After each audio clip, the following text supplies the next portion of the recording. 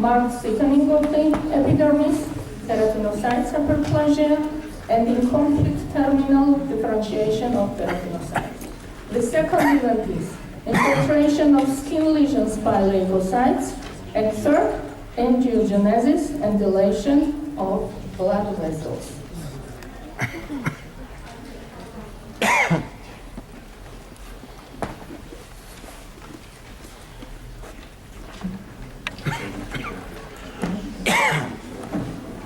And what is very interesting, that psoriasis research is a leading example of the translational potential of data from basic science studies. And that's why, my dears, I'd like to do little excursion in basic immunology.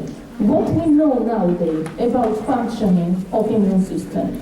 We know that immune system with two other systems, nervous and endocrine system, it is regulatory system which regulates whole homeostasis of our body. And how it's done via immune system? By fighting against enemy. Thus, main function of immune system is defense against infections and against tumor. And at the same time, clearance of dead cells and tissue repair. And because this system is so aggressive that it can kill live organisms, if it is not switched on time and it's not directed to the right target, it harms our organism also. And we know a lot of immune-mediated diseases, such as allergy, autoimmune diseases, and other inflammatory diseases.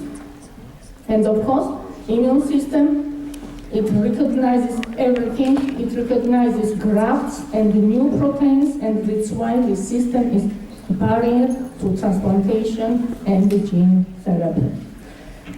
And I'd like to pay your attention on one main cell, main population, which has very important role in direction of immune response to the right target.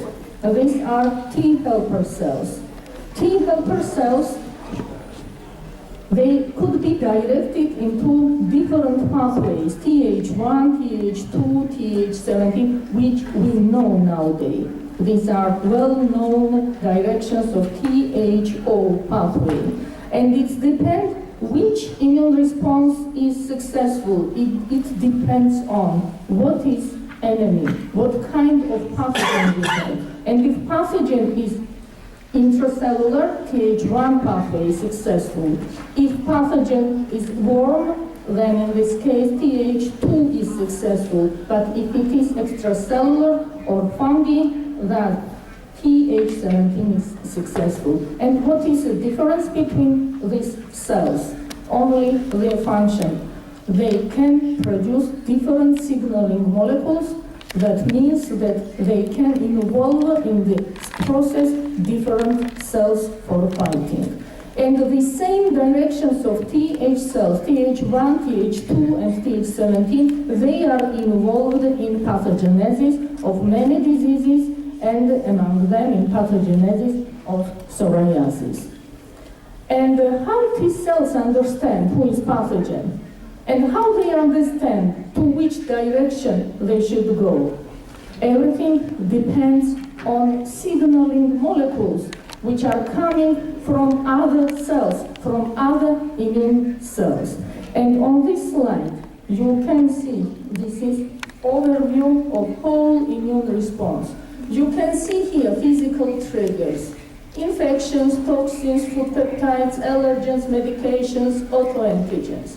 They are presented via antigen-presented cell to Th0. And then, to which direction Th0 will go, it depends on environment, in which environment this information was taken via Th0. And you can see the signaling molecules, interleukins. And here you can see pathologies in which these cells, these protective cells, have their role. Autoimmunity, inflammation, asthma, allergy. And here I'd like to focus on Treg cells. They are immunoregulatory cells, and they can stop all these cells if in the environment there is Treg. They are very important cells which protect our body from autoimmunity. And as I told you, how these T cells, how they understand to which direction is needed on this particular case, they take signaling from all these immune cells. And these signals are cytokines and chemokines. And you can see a lot of cytokines and a lot of chemokines, and this environment is done via all of them.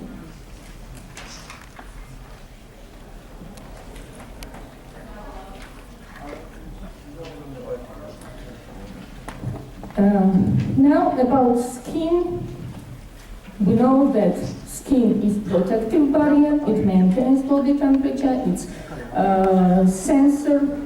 collects sensory information, but I'd like to underline that skin has an active role in immune response. And you can see here, skin resident immune cells, all of them are here. And I'd like to be focused on keratinocytes because they are very important cells, because they are first cells which know who is enemy and who is a friend. They can differentiate these harmful antigens from non-harmful antigens. And under the influence of stress signals, cytokines, keratinocytes, they are first which start producing of signaling molecule. Here you can see dendritic cell, Langerhans cells with other dendritic cells under the influence of stress signals and under the influence of cytokines, which are elaborated via keratinocytes. They activate skin-resident memory T cells. And after these T cells, they start proliferation and production of pro-inflammatory cytokines, which are very important because under their influence, then keratinocytes, again, they start elaboration of production of antimicrobial peptides, which are very important in protection, but at the same time, these processes are involved in the pathogenesis of different kinds of disease. Here you can see so-called unconventional T cells. They are also resident cells, which we can see in the skin. These cells are gamma delta T cell, NK cell. They are cytolytic. They cause apoptosis of infected or transformed cells, and they produce cytokine to direct TH0 towards TH1, TH2, and TH17. And these gamma delta cells also, they can produce growth factor, a lot of growth factor, which are very important in pathogenesis of psoriasis also. These are connective tissue growth factor, fibroblast, and keratinocyte growth factor. On this slide, I'd like to show you one unconventional T cell also, which are TH22, because it was discovered that interleukin-22 has its role in pathogenesis of psoriasis, and first was thought that they are produced via other cells as TH17 cells. Now we know that there is separate population, TH22, and they are skin-homing memory cells. That's why they participate in skin homeostasis and pathology. And what they are doing, they can cause proliferation of keratinocytes. Now, I'd like to come back to keratinocytes. They are first cells. They take signals, sensory signals, and how they can do it. They have a lot of receptors, different receptors, so-called toll-like receptors. These are receptors which take information from pathogen-associated molecular patterns from pathogens directly. or from damaged cells. And that's why they know how and to which direction it is needed to direct them this immune response. And signaling molecules which are elaborated via keratinocytes depend on these receptors, which of them was bounded to the ligand. And what we know about pathogenesis of psoriasis today? We know that under the stress signals, but only in persons which are genetically predisposed, and there are a lot of genes which are responsible for predisposing of patient to psoriasis, only in such persons, under the stress signals, keratinocytes, they start elaboration of antimicrobial peptides, among them LL37, and what we know nowadays, these peptides, they make immune complexes with self-DNA, with microbial DNA, or with self-RNA, and these complexes are recognized where dendritic cells, where their toll-like receptors, and these dendritic cells, they start production of interferon. Here you can see all processes. Here is shown that in susceptible genetically persons under the stress signals, how keratinocytes start production of antimicrobial peptides, form immune complexes, and then after activation of dendritic cells, then T cells are activated. These T cells are in the derma. They start the production of cytokine, which activate keratinocytes, also fibroblasts which are there, production of growth factors, and everything what is well known for you, what happens in psoriasis. But which cells are most important in pathogenesis of psoriasis? Of course, everything starts from activation of dendritic cell and production of cytokines such as tumor necrosis factor, interleukin-23, interleukin-12, and then direction of Th0 towards Th1, Th17, and Th22. At the same time, then we have attraction via their cytokines, attraction of other inflammatory cells such as neutrophils and macrophages. And after these cells have role and they contribute pathogenesis of psoriasis, I'd like to pay your attention on interleukin-23, TNF-alpha, interleukin-12, and interleukin-17. Thus, these cells they act and their cytokines on keratinocytes, with then keratinocytes, they produce cytokines and chemokines and attract neutrophils to this area. Again, these three types of cells, dendritic cells, which initiate all this process, keratinocytes.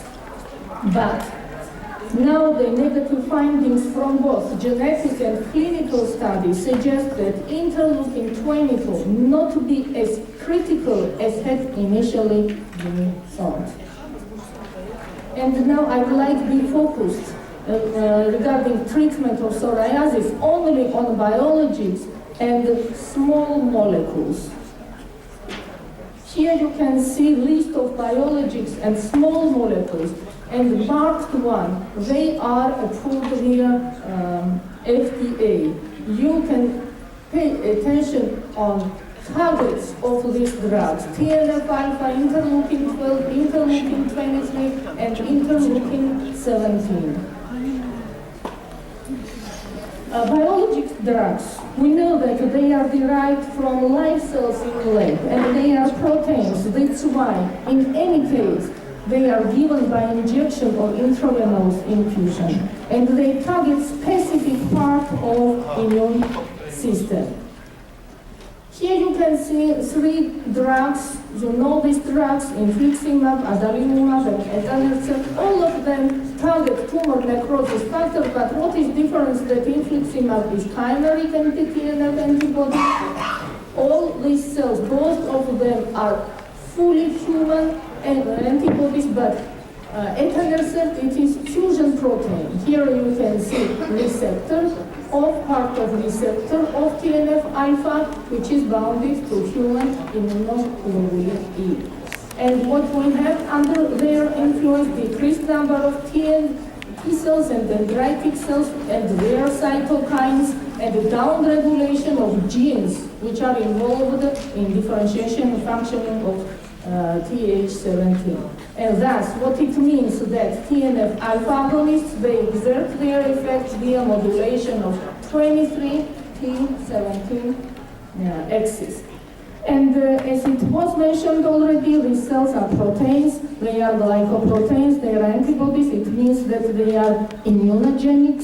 And during treatment, it's possible to develop anti-drug antibodies. You can see here anti-drug antibodies. They could be non-neutralizing or they could be neutralizing, but both of them, they reduce pharmacologic activity and cause loss of efficacy. Here you can see proposed clinical practice algorithm for biologic therapy in case of development of anti-drug antibodies. And now, the EL23 T17 pathogenic axis is an important therapeutic target in psoriasis. And on this slide, you can see drugs. These are drugs which have already been approved or which are under the in the clinical trials. You can see ustekinumab. Ustekinumab, it's more target P40 of interleukin 23. This part, what it means? This part is shared via interleukin 12 and interleukin 23, and that's why this drug can stop activation of Th1 as well as Th17. But what about tildrakizumab? It targets P19, which means that it is a unique part of interleukin 23, and it acts only on Th17 cells. We have also this effect of ustekinumab is superior, it has superior clinical effect than etanercept. Then next drugs target interleukin 17 directly. And in this case, we have candidal infections are more common than in case of treatment with etanercept, but these infections are self-limited or resolved with the standard treatment. What about brodalumab? Brodalumab's target is receptor, not interleukin A, but its receptor. And this receptor is expressed on keratinocytes. I'd like to underline that immunogenicity of interleukin 17 and the EL12-23 antibodies are low if we compare it with the other monoclonal antibodies. And we know nowadays that these drugs are safe and effective, but long-term safety data still need to be established. These drugs are more selective with the inhibition of downstream target in the immunopathogenesis of psoriasis. And yes, we have success in treatment, but these drugs have their limitation because of side effects, immunogenicity, and now on the horizon are new therapeutic options, small molecules. What are small molecules? They modulate pro-inflammatory cytokines. They inhibit signaling pathways, and they show potential to treat diseases in patients not responding to conventional treatment.